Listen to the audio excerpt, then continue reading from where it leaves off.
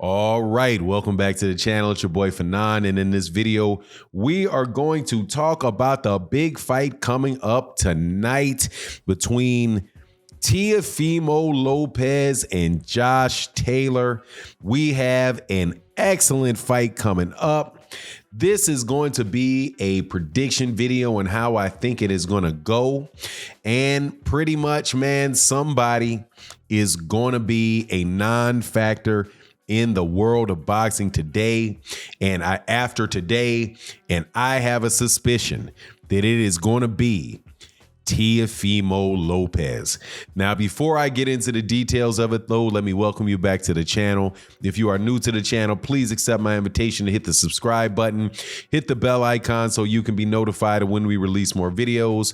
And if you are a longtime subscriber and supporter of the channel, thank you very, very much for your continued support. So, look, we got a really, really good fight that is not going under the, I wouldn't say it's going under the radar, but compared to some of the other fights that we've had recently and the fight that we have coming up, it is an extremely, extremely good fight that isn't necessarily being seen in that light because of how good the fights have been this year, the other fights that have been this year.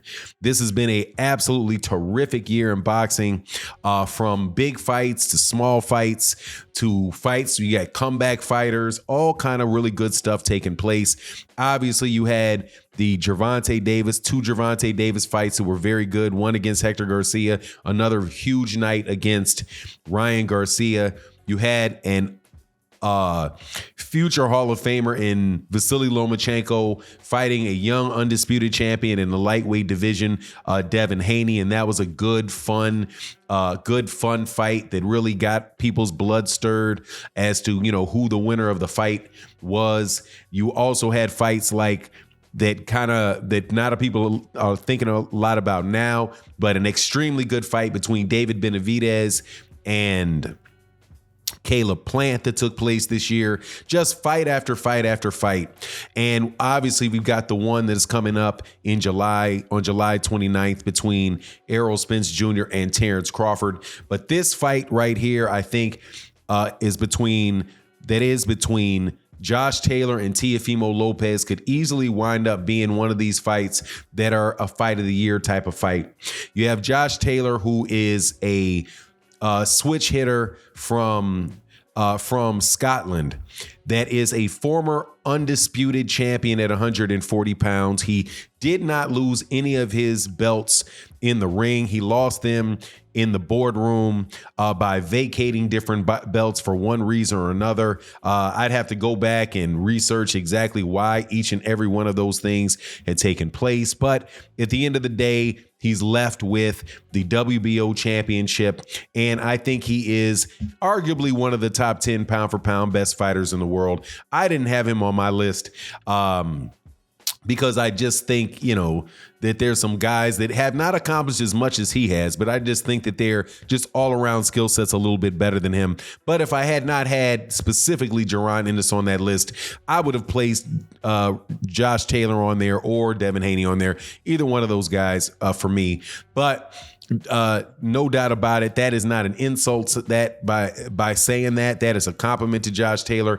He's somebody that can box, but he's also somebody that's very, very aggressive, somebody that has good hand speed, good power, and he's just, as they say, has a lot of dog in him. He's gonna bring the fight to you. And then you have Teofimo Lopez, who many people think are a basket case. And, you know, hey man, he's definitely got a little bit going on in his dome piece, without a doubt, with some of the things that he says and some of the things, that way that he approaches things. Not necessarily the most, you know, focused young man in the world. However, you cannot deny that man's talent, and you cannot deny that he is a very skilled fighter. He knows what he's doing in the ring. He also has the ability to do what he wants to do in the ring. Very good hand speed, very, very good power.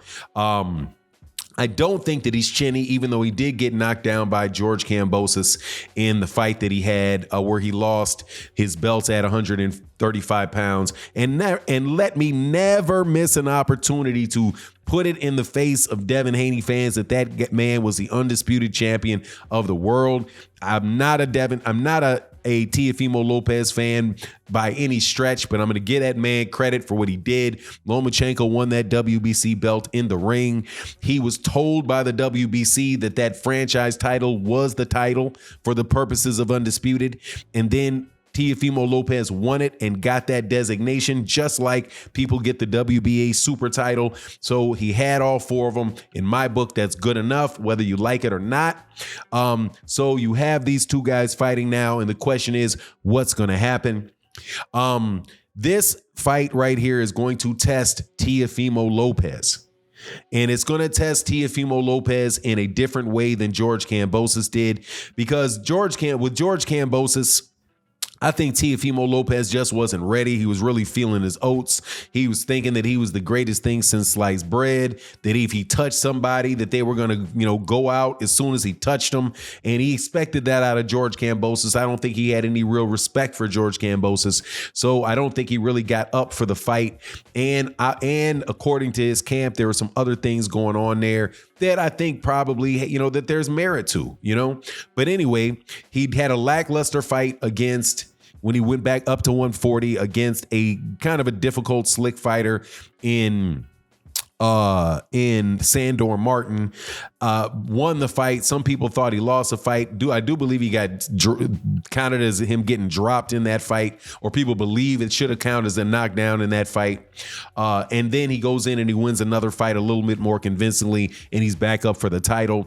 Josh Taylor, I think, is somebody that he knows what he's in there against, and Josh Taylor is definitely going to give Teofimo Lopez a lot of chances to land those big shots on him, because Josh Taylor is not shy at all. He's super, super aggressive, and Teofimo Lopez is going to have opportunities to counterpunch, land big shots, and see what he can do with Josh Taylor.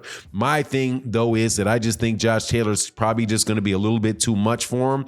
I think he's a little bit too big for him, and he's going to be very, very aggressive. And Josh Taylor's also showed that he can convincingly beat fighters that are at a high level, very, very high level. And that particular guy that I'm talking about is Jose Ramirez. I don't have a problem with them having given the Regis Prograis fight to Josh Taylor, but I think that was a little bit closer.